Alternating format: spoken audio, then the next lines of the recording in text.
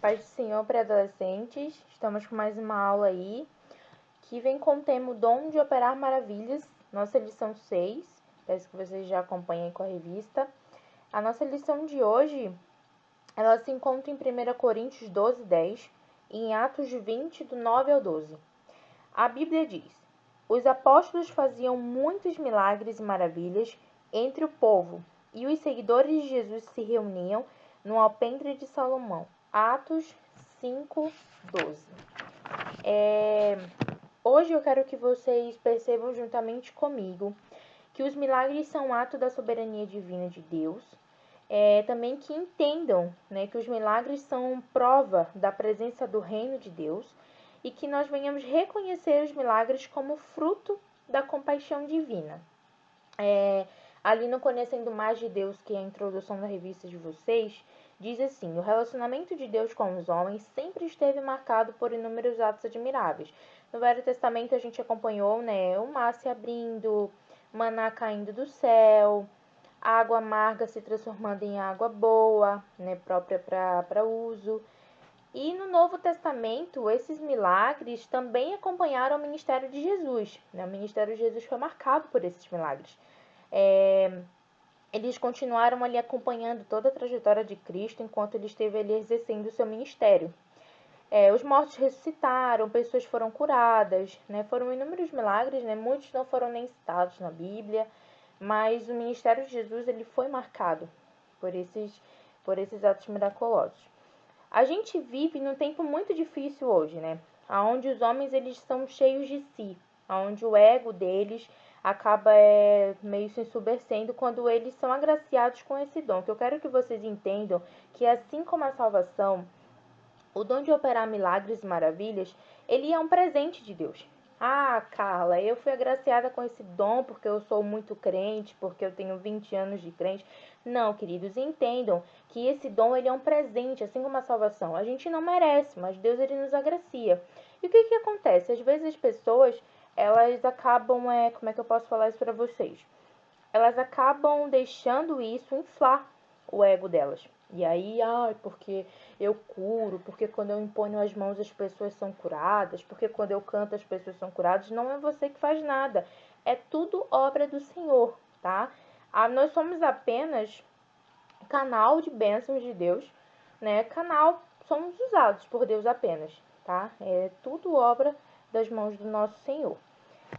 Os milagres, apesar de acompanharem a igreja, são um ato da soberania de Deus e nunca do homem, sendo este apenas um canal, como eu já havia comentado com vocês anteriormente. A manifestação do reino de Deus. Essa parte ela é muito importante, tá? Antes de falar disso, eu quero abrir um parêntese aqui e quero que vocês tenham, inclusive, muito cuidado com isso. Aqui a revista ela dá uma ênfase nisso porque a gente vê muito isso, né? Quem tem rede social e acompanha vê que às vezes tem o matador de demônios, o caçador de Satanás, uns nomes assim bem, como é que eu posso dizer, bem herético, né? Porque a gente não precisa disso, né? Tá colocando esses títulos, slogans, sabe? Não precisa disso. E a revista diz assim, porque lá em Colossenses 2:8 diz assim: tenham cuidado para que ninguém os torne escravos por meio de argumentos sem valor, que vêm da sabedoria humana. Essas coisas vêm dos ensinamentos de criaturas humanas e dos espíritos que dominam o universo e não de Cristo, né? Portanto, é fundamental a gente manter nos mantermos retos na palavra de Deus, né? Ainda existem milagres genuínos. Carla, morto ainda ressuscita, paralítico anda. Se a gente crer, se a gente orar com fé, né? Se for da vontade de Deus, anda, fala, enxerga. Mas que a gente venha ter cuidado, porque eu já vi episódio, né, da pessoa acabar ali impondo as mãos e depois sair propagando que foi ela que curou, que foi ela e ela, e esquecendo que ela não é nada, né? Que na verdade foi Deus. Deus usou a vida dela para operar um milagre na vida de outra pessoa. Então a gente tem que ter cuidado com isso. Dentro da igreja, eu acho que a gente tem que ter sempre tudo embasado na palavra. Tudo que foge da palavra é heresia. A manifestação no reino de Deus. Como a gente viu na introdução que eu falei para vocês ali bem rapidamente, o ministério de Jesus ele foi marcado por inúmeros atos extraordinários que testemunhavam que ele era o Filho de Deus. Lembrando também que João Batista, quando estava na prisão, ele ouviu falar do Cristo. E o que ele fez? Ele pediu para os discípulos dele irem ver, né, se realmente era Jesus. E o que ocorreu? Jesus ali operando maravilhas, o que foi? Isso foi o testemunho de que realmente ele era o Filho de Deus. Ou seja, os milagres e maravilhas testemunharam por Cristo. Né? Por onde ele passava, ele curava. Tem uma frase que eu gosto muito de um livro de Augusto Cury que diz assim: por onde ele passou, nunca mais aquele lugar foi o mesmo. Né? E realmente, por onde Jesus passava, as pessoas não era a mesma coisa. Alguma coisa mudava, né? Vidas eram transformadas, as pessoas eram curadas. E isso foi a prova, né, de que o reino de Deus estava ali, né, de que ele era o Cristo, realmente o Filho de Deus. No Evangelho segundo escreveu João, os milagres de Jesus são retratados como sinais, pois na ótica joanina, os milagres são uma mensagem ao mundo, um testemunho claro do reino de Deus. Né? Por que é importante a gente orar pelos doentes para que eles sejam curados? Por que é importante o pastor, né, chamar no final do culto para receber a cura? Porque isso são demonstrações do reino de Deus. Né? Isso são demonstrações de que Cristo está presente, de que Deus está ali para curar, para sarar as pessoas, entendeu? Hoje, um dos testemunhos vivos de que a Igreja de Cristo são essas manifestações, desses mesmos sinais miraculosos. Nós devemos ter esse entendimento, tá, gente, dos milagres de Deus. Eles servem de esperança para nós também, pois sabemos que há problemas que parecem ser impossíveis de resolver. Todavia, podemos contar com a ação milagrosa de Deus, que se manifesta como testemunho da sua presença. Eu mesma já presenciei dentro da minha família e de pessoa bem próxima mesmo, bem próxima, que já foi curado de doença, assim, que o médico falou assim, não tem cura, tem tantos anos de vida, e Deus foi lá e curou. Então, são coisas que nos marcam, né? Nos marcam para a nossa vida toda, porque são demonstrações grandes do poder do nosso Deus. Milagres como fruto da compaixão divina. Isso eu quero frisar muito com vocês, porque assim, essa lição ela enfatizou muito isso. Né? Milagres como fruto da compaixão. O que isso quer dizer, Carla? Que Jesus, gente, ele não fazia dos milagres dele uma vitrine. Tá aqui, ó, porque eu curei fulano, eu curei ciclano. Não, ele não queria, ele nunca quis se promover. Ele fazia por amor, por compaixão às pessoas.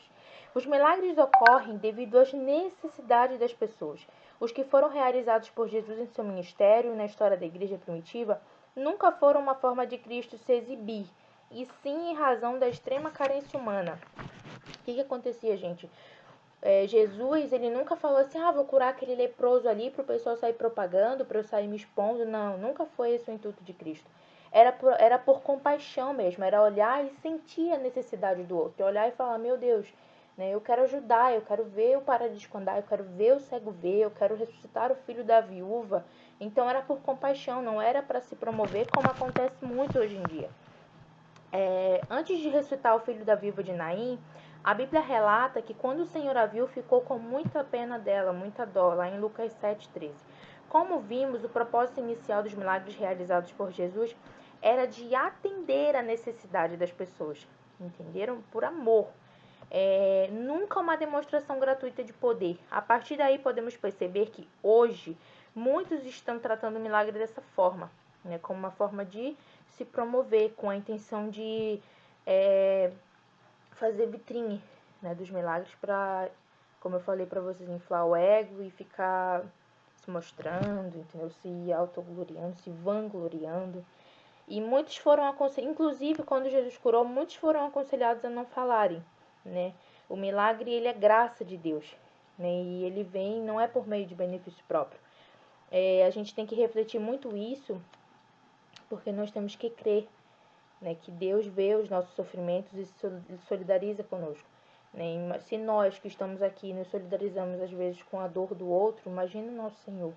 Né? Então, que essa aula de hoje a gente venha entender que o dom de operar maravilhas, a gente está estudando acerca dos dons espirituais e frutos do Espírito, eles são um ato da soberania de Deus, ele é um presente, assim como a salvação, não vem de nós, é dom de Deus, e ele é fruto da compaixão divina, né? O Senhor nunca fez para se vangloriar, sempre fez por compaixão, por amor, por cuidado, por zelo com as pessoas a qual ele ia vendo no decorrer da sua caminhada. Fique com essa aula, que Deus abençoe vocês e até a próxima.